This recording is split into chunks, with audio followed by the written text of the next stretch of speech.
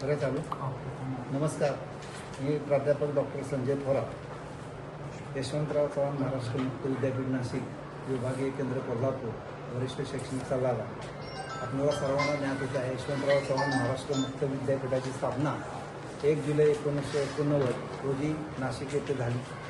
या विद्यापीठाला विद्यापीठ अनुदान आयोग, ज्याला आपण UGC म्हणतो, याची मान्यता असून या विद्यापीठाच्या पदवी आणि पदव्युत्तर पदव्या आहेत त्या इतर विद्यापीठाशी समकक्ष आहेत. दुसरं, एक पदवी शिक्षण पूर्ण करताना अन्य शिक्षणक्रमांच्या माध्यमातून आणि एक पदवी, ज्याला आपण BEd डिग्री मिळवण्याची सुविधा ह्या विद्यापीठानं उपलब्ध करून दिलेल्या आहे. त्याचबरोबर महाराष्ट्र शासनानं मुक्त विद्यापीठातून उत्तीर्ण होणाऱ्या विद्यार्थ्यांच्या पदव्या शासकीय सेवा आणि पदोन्नतीसाठी या ग्राह्य धरलेल्या आहेत. त्यासाठी शासन नियमसुद्धा निर्गमित केलेला आहे. इतर विद्यापीठातील अन्य शिक्षणक्रमांना या विद्यापीठातून घेतलेल्या पदवीनंतर पुढील उच्च शिक्षण घेण्याची सुविधा उपलब्ध करून दिलेली आहे. या विद्यापीठाचं कार्यक्षेत्र संपूर्ण महाराष्ट्र राज्य असून महाराष्ट्र राज्यामध्ये एकूण 8 विभागीय केंद्र आणि 1675 पेक्षा जास्त अभ्यास केंद्र कार्यरत आहेत. विद्यापीठाचे 145 पेक्षा जास्त शिक्षणक्रम असून या शिक्षणक्रमासाठी दरवर्षी साधारणपणे 4.25 लाख विद्यार्थी प्रवेश घेत असतात. या विद्यापीठाचं बोधवाक्य ज्ञानगंगा घरोघरी हे असून या विद्यापीठानं ज्ञानाची गंगा दूरवर पोचवून लोकविद्यापीठ होण्याच्या मार्गावर यशस्वीपणे वाटचाल केलेली आहे. सर्वोत्कृष्ट संस्थेसाठी कॉमनवेल्थ ऑफ लर्निंग या संस्थेनं मुक्त विद्यापीठाला आंतरराष्ट्रीय पुरस्कारानं सन्मानित केलेलं आहे. कोल्हापूर विभागाअंतर्गत कोल्हापूर, सांगली, रत्नागिरी आणि सिंधुदुर्ग विद्यार्थ्यांसाठी या विभागामध्ये एकूण 120 अभ्यास केंद्र असून या अभ्यास केंद्रावरती 1 जुलै 26 पासून ऑनलाईन पद्धतीनं विविध अभ्यासक्रमांची प्रवेश प्रक्रिया सुरू करण्यात आलेली आहे.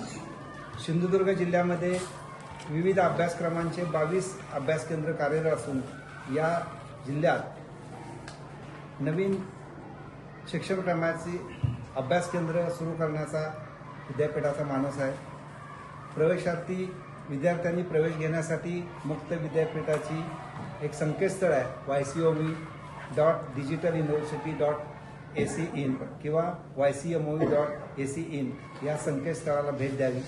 याशिवाय अभ्यास केंद्राशी प्रत्यक्ष संपर्क साधून आपला प्रवेश निश्चित करता येईल असं या निमित्तानं मी तुम्हाला आवाहन करतो.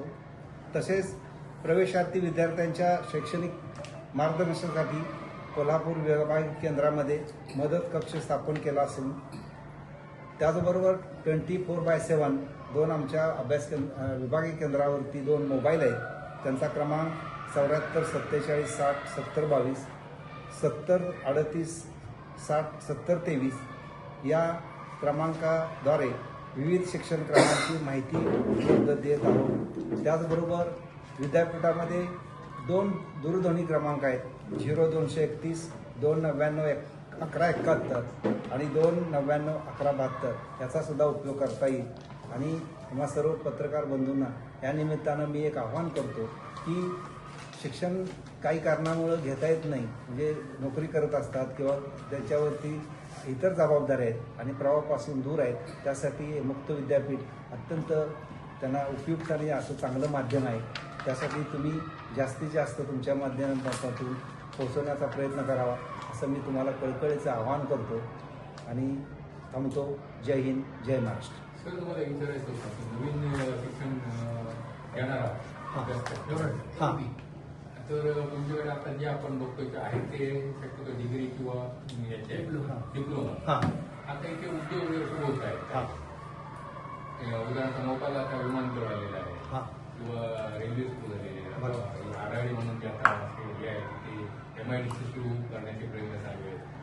तर त्या मुलांना जसं ITI कमी याच्यावर त्यांना स्किल्ड वगैरे असे काय तुमच्याकडे ते सुरू करणार आहे? आणि तसा पण माणूस आहे. तुम्हाला आता आजच सांगतो, doctor JB Naik arts and commerce college हे सावंतवाडी जिथलं आहे.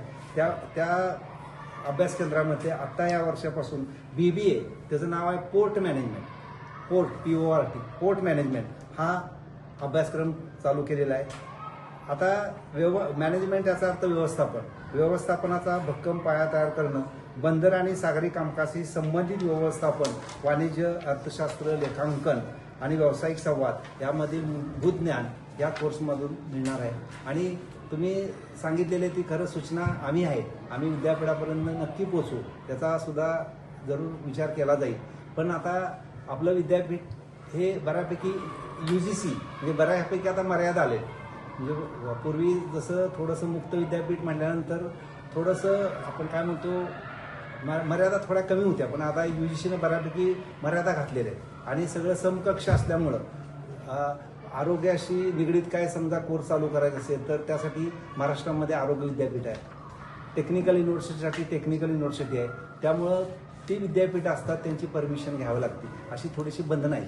पण तरी पण तुम्ही म्हणताय कौशल्य विकास, त्या दृष्टीनं असे कोर्सेस आमच्याकडं प्रमाणपत्र कोर्सेस आणि पदविका चालू आहेत. पण तुम्ही जे सांगताय ते विमानतळ यायला लागलं किंवा अजून इथली गरज लोकल नीड म्हणू आपण, लोकल नीड काय आहे त्या दृष्टीनं अभ्यासक्रम हे आमचे इथे अभ्यास केंद्र आहे त्यांच्याशी आम्ही संपर्क साधून असे काय छोटेसे कोर्सेस कौशल्यावर आधारित नक्की आम्ही त्यासाठी प्रयत्न करू असं तुम्हाला मी आश्वासित करतो. नवीन शैक्षणिक धोरणानुसार आता एकाच वेळी 2 पदव्या घेत आहेत. बरोबर.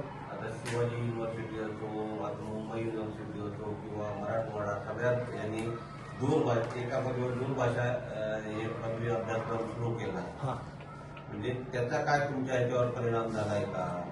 म्हणजे ती आता पदवी मिळणार आहे 2 भाषा. आता शिवाजी युनिव्हर्सिटीने तर अक्षरशः जाहिरातीच सुरू केल्या आहेत 2 भाषा, मराठी, इंग्लिश सगळ्या डिग्री कोर्स. नाही असं म्हणजे तुम्ही म्हणता त्याचा काय परिणाम होणार असं नाही, कारण शिवाजी विद्यापीठ आणि मुक्त विद्यापीठ मुक्त विद्यापीठात सारखं त्याला 2 भाषा म्हणजे ती पदवी घेता येणार ना त्यांना? येणार की त्यांच्याकडे डिस्टन्स एज्युकेशन आहे बऱ्याच, म्हणजे शिवाजी विद्यापीठामध्ये नाही, ज्याला डिस्टन्स एज्युकेशन म्हणतो हे बाकीच्या विद्यापीठात पण चालू आहे. नाही असं शिवाजी विद्यापीठने सुरू केलं नाही, शिवाजी विद्यापीठात पूर्वीपासूनच चालू आहे. आता नाही, डिस्टन्स एज्युकेशन हा पहिल्यापासून दूरस्थ विभाग चालूच आहे.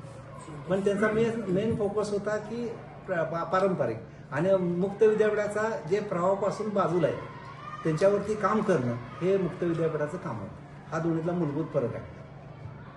सर या मुळात जर बघितलं आता NEP पॅटर्न लागू होतोय किंवा अभ्यासक्रम जेव्हा बदलतो तेव्हा जे तुम्ही म्हटलं की जे प्रवाहापासून दूर आहेत त्या मुलांना शिक्षण द्यावं हा उद्देश तुमचा आहे, पण त्या मुलांना त्या सिलेबसची पुस्तकं परीक्षेच्या आदल्या दिवशीपर्यंत मिळत नाही.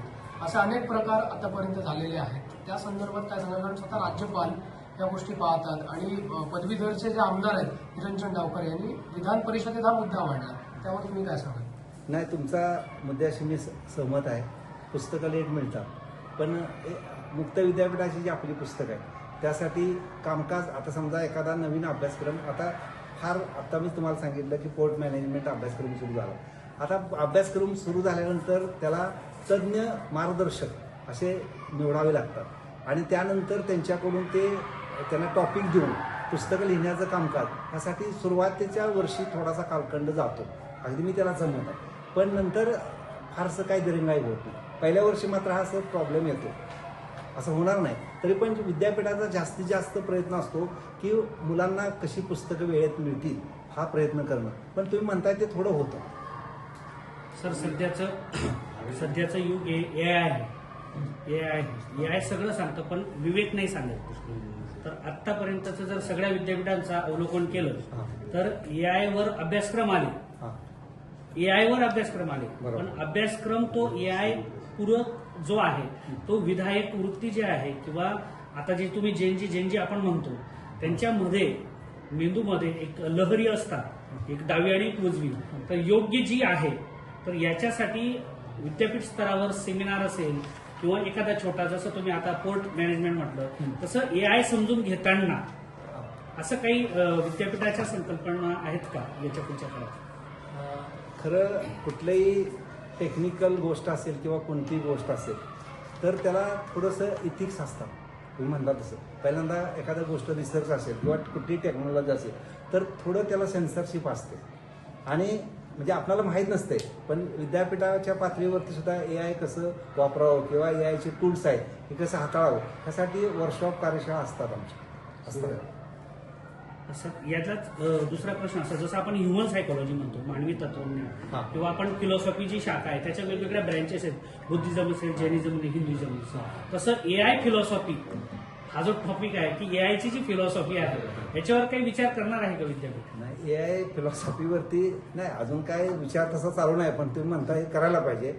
ए आयची फिलॉसॉफी वेगळी आहे, तुम्ही म्हणताय तो मुद्दा अगदी बरोबर आहे, होईल, पण त्याच्यावरती एक गरज म्हणून तर नक्की विचार करावाच लागेल पुढे. मी हा प्रश्न असा विचारला तुम्हाला की तुम्ही एक शिक्षण तज्ञ नाही, आहात. बरोबर आहे. कारण एज्युकेशन मध्ये तुम्ही अनेक सेमिनार अटेंड करता, तुमचे रिसर्च पेपर पब्लिश करतात. बरोबर. पण असं एआय फिलॉसॉफी तर जे आपण जे म्हणतो मॅनकाइंडला आधारित किंवा बिईंग ह्युमन Human. आधारित जी आहे एआय फिलॉसॉफी, असं अशा पद्धतीचा काही विचार आहे?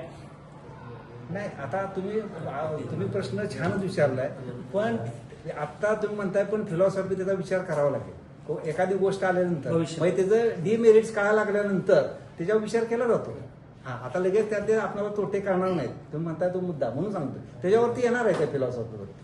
पूर्वी सर 10वी नापास वगैरे यांना पदवी करायची संधी होती, की आता मिळत नाही का? असं काय आहे का तुमच्या त्याच्यात बदल हा, झालाय? झालाय. त्याच्यामुळे अनेक विद्यार्थ्यांना ते पदवी घेता येत नाही. त्याच्यावर काय पर्याय वगैरे विद्यापीठाला काय काढलाय का? तुम्ही जो प्रश्न विचारला, पूर्वी वय वर्ष 18 पूर्ण 8वी जरी पास असेल तरी मुक्त विद्यापीठाचा जो पूर्वतयारी म्हणून जो शिक्षण क्रम होता तो पूर्ण केल्यानंतर त्याला पदवीला प्रवेश घेता येत होता. आता मुक्त विद्यापीठानं पूर्वतयारी अभ्यासक्रम बंद केलेला आहे. म्हणजे मुक्त विद्यापीठानं का बंद केलेला आहे? कारण इतर विद्यापीठाशी समकक्षता, म्हणजे ज्याला आपण म्हणतो UGC समकक्ष पाहिजे, युजीसीची मान्यता दोन्ही इक्वल पाहिजे, इक्वॅलन्स म्हणतो, तो बघण्यासाठी युजीसीला मान्य नाही म्हणून तो अभ्यासक्रम बंद झाला. दुसरी गोष्ट, पूर्वीच्या काळी म्हणजे असं माझं आकलन आहे, कदाचित ते चुकीचं पण असेल, पूर्वी आपण बघत होतो 10वी नंतर जो ड्रॉप आउट रेशो होता, 10वीला नापासांचं प्रमाण ते कमी होतं. आता तो जो गॅप होता तो बऱ्यापैकी निघालेला आहे आणि तशी काय त्या फार अभ्यासक्रमाची पण गरज आहे असं मला नाही वाटत. कारण आता तो गॅप बऱ्यापैकी आता फारसा आपल्या परिचित, आपण जर अलीकडचं म्हणतोय जुनं नाही. 12वी ऋतूमध्ये झालंच पाहिजे ना, 12वी 12वी कंपल्सरी, 12वी पास असल्याशिवाय प्रवेश नाही. मग तोच चालतो ना. सर, या म्हणजे 12वी जर नापास झालं तर 12वीचं थोडंफार प्रमाणात हा थोडाच नाही मग मुक्त याचं वंचितच राहणार ना. तो राहणार. बारावी पास झाली पाहिजे. पण ते तुम्ही समकक्ष, 10वी नापास तरी होतं, आता 12वी केलं तुम्ही मग डायरेक्ट. तेच तुम्हाला सांगतो, समकक्षता आपल्याला पाहिजे दोन्ही विद्यापीठाची, त्यामुळे हा पॅटर्न आहे. सर, ही समकक्षता आहे. आणि युजीसीचे नॉर्म आहेत. मग मी सुरुवातीला सांगितलं युजीसी, आता आपण युजीसीच्या पूर्वी पण होतो, पण ते नॉर्म आता फॉलो करायला लागतात. सर, या समकक्षतेमुळे तुमचं विद्यापीठ अगदी मुंबई विद्यापीठ किंवा इतर विद्यापीठांप्रमाणेच काम करत असताना आज मास्टर कोर्स इथे दिसतात, अनेक हे दिसतात. त्याच्यानंतर पण अनेक म्हणजे पीएचडी असेल किंवा इतर विषय जे असतात त्या संदर्भात तुमचा काही विचार असणार आहे का? की नाही, भविष्यात म्हणजे आता इथे सगळे मास्टर कोर्स आहेत पदवीचे, त्याच्यानंतर मग एखाद्याला वाटलं की त्या विषयात पीएचडी करावी किंवा पुढचं शिक्षण घ्यावं, तर त्या दृष्टिकोनातनं तुमच्या विद्यापीठाचा असा काही विचार राहील की जे प्रवाहाच्या बाहेर गेलेले विद्यार्थी आहेत त्यांना त्या प्रवाहातलं, म्हणजे समजा एखाद्या विषयात मास्टरिस्ट केली आणि त्याला वाटलं की पीएचडी करायची, ते तुम्ही उपलब्ध करून देणार का तुमच्या विद्यापीठात? पूर्वी मुक्त विद्यापीठामध्ये पीएचडीचे कोर्सेस पण चालू होते, एमफिल पण चालू होतं, पण युजीसीची बंधनं आल्यामुळं काही कोर्सेस बंद झाले. पण आता नवीन रिओपन होतील ते भविष्यात, तुम्ही म्हणताय ते करावं लागेल. आता जर युजीसी सगळे जर नॉर्म आपण पाळले तर ह्या ज्या संशोधनाच्या डिग्री आहेत, पीएचडीची डिग्री आहे, ते नक्कीच भविष्यात चालू होईल. दुसरं एक महत्वाचं की पदविका जे अभ्यासक्रम असतो बीबीए त्याला तुमच्या डिग्रीचं कुठल्या वर्षापासून प्रवेश करावा लागतो? नाही, मला प्रश्न नाही समजला. पदविका वगैरे असतात. पदविका काय? हा. पदविका हा पदविका याचा अर्थ डिप्लोमा. हा, बरोबर. हा, डिप्लोमाला कुठलाही डिप्लोमा असेल तर त्याला प्रवेश घेण्यासाठी 10वीच पात्रता असते. नाही, तसं नाही. हा. म्हणजे तुमच्या डिग्रीला घ्यायचं असेल तर पुढच्या वर्षापासून फर्स्ट इयर पदविका जर त्या तीन वर्षात पूर्ण करावं हा लागतं. 3 वर्ष पदविका जर असेल पहिल्यापासूनच. सर थोडक्यात 10+2 10+2 10वी पास. पॅटर्न शेवटी काय पूर्वी नापासांना संधी मिळायची. आता पदविका घेऊ नये, पुन्हा तुम्हाला 3 वर्ष करावी लागणार, एकूण 6 वर्षात झाली ना. 6 वर्षच किंवा हो, 6 वर्ष पहिल्यापासून तसंच आहे. तसंच आहे, पहिल्यापासून तसंच. पूर्वी सर तुमचं जे होतं ना त्याचा फायदा खूप शासकीय कर्मचाऱ्यांना व्हायचा. हा. जे याची म्हणजे आपण त्यांना वर्ग 4 मध्ये जे लोकांना संधी मिळायची हा, promotions म्हणून. प्रमोशन लोकांना त्याच्यामुळे मिळायची राजकारणी त्याच्यामुळे ते डिग्री मिळाली. सुरू केलं तर बऱ्याचशा लोकांना राजकारणी लोक सुद्धा चांगल्या पदव्या घेतलेल्या आहेत. UGC पुन्हा एकदा. 11वी पास तरी लावताय. पण 10वी पास तर तुमचं हे पाहिजे होतं ना. UGC मुळे UGC ने नॉन बरोबर आहे शेवटी त्यांनी जोशी साहेबांना होणार ते. आम्ही बरोबर 10वी पास बरोबर ना बरोबर. तुम्ही युजीसीकडे पाठवलं बुवा हा आता जो पॅटर्न आहे या बाकीच्या विद्यापीठाने आता दूरभाषा हे केलेलं आहे त्यामुळे Distance बदल education. करावा नाही ते तुमच्याकडे का यायचे 10वी नापास तुम्ही वगैरे म्हणताय नाही. तो पूर्वतयारी सुद्धा आमची चर्चा झालेली आहे तुम्ही म्हणताय ते आम्ही आमच्या विभागीय संचालकाच्या मीटिंगमध्ये मांडलेलं आहे म्हणजे समाजामधून अशी मागणी आहे तर ते बऱ्याच त्यांचं मत विद्यापीठ पातळीवर काय म्हणतात आम्हाला आम्ही तो पण प्रयत्न केलाय पण युजीसी मान्यता देत त्यांचा उद्देश असा आहे तुम्ही सर सांगा, सर आता पदविका घेतणाऱ्याला जर तुम्ही 3 वर्ष करायला लावला तर उपयोग काय तो म्हणाला पूर्ण डिग्रीच मी करणार जर दुसरी बीबीए वाले पदविकावाले हा. असतात त्यांना समजा सेकंड इयरला असं तुम्ही हे केलं पाहिजे ना ना बघूया तुम्ही म्हणताय तो